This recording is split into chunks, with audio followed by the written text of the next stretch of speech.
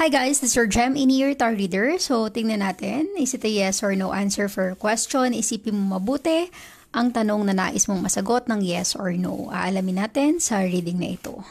Just a reminder, this is a general reading, so this may or may not resonate with you, so don't take it personally. This is just a guide. This is also a timeless reading, so kung mapanood mo ito sa ibang panahon at ibang pagkakataon, possible na nakatadhanang mapanood mo ang reading na ito. Maaaring yung mga advice and messages na mapupull out natin ay makatulong sa iyong sitwasyon. Magpupull out ako ng 5 cards sa deck na ito kapag majority ang upright, meaning to say yes ang sagot. Kapag majority ang reverse, it's a no. I-attract mo mabuti ang energy ng tanong mo. Is it a yes or no answer for your question? Let us see your energy. Is it a yes, no answer for you? 9 of Wands reversed. 7 of Swords upright. 4 of Wands reversed. 2 of Swords upright. And the 7 of Wands upright. Meron kang 3 upright and 2 reverse, meaning to say it's a yes answer for your question.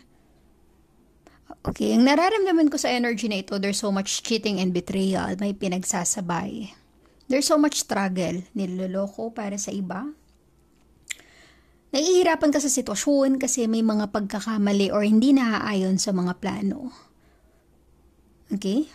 Para sa iba guys, maaaring strong air sign and fire sign ay connected sa'yo, Aries, Leo, Sagittarius, or Gemini, Libra, and Aquarius. There's so much cheating and betrayal, stab in the back, maaaring third party para sa iba. Nag-struggle to contain the relationship para hindi tuluyang masira or magkahiwalay pero para bang sobra na. Okay?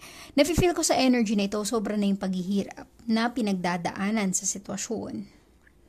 Sobra na yung panloloko. Okay? Pero ang isa sa inyo still holding on at umaasa na maging okay ang relationship na ito. Pero nafe-feel ko para bang wala na. So resonate as it is guys. Please like, share, comment, and subscribe for more videos. Thank you for watching.